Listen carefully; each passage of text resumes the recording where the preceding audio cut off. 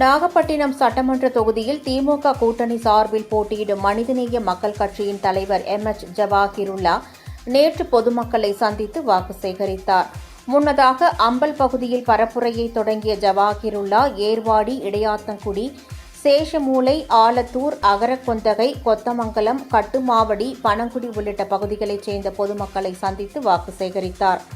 அவருக்கு வழி நெடுகிலும் பொதுமக்கள் மாலை அணிவித்து மலர் தூவியும் வரவேற்பு அளித்தனர்.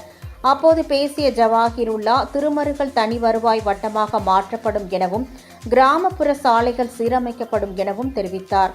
திருமருகலில் கலை மற்றும் அறிவியல் கல்லூரி மற்றும் சார் பதிவாளர் அலுவலகம் அமைக்கப்படும் என வாக்குறுதி அளித்து பொதுமக்களிடம் அவர் வாக்கு சேகரித்தார்.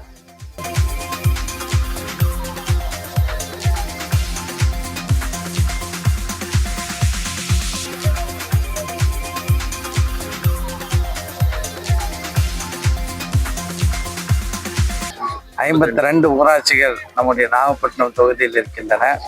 இந்த ஊராட்சிகளில் இப்போது நம்முடைய மகளிர் எந்த அளவுக்கு பூத்தூவி வரவேற்பு கொடுத்தார்களோ அதே போன்றுதான் எல்லா ஊராட்சிகளிலும் மிக சிறப்பான வரவேற்பை தந்து கொண்டிருக்கின்றார்கள்.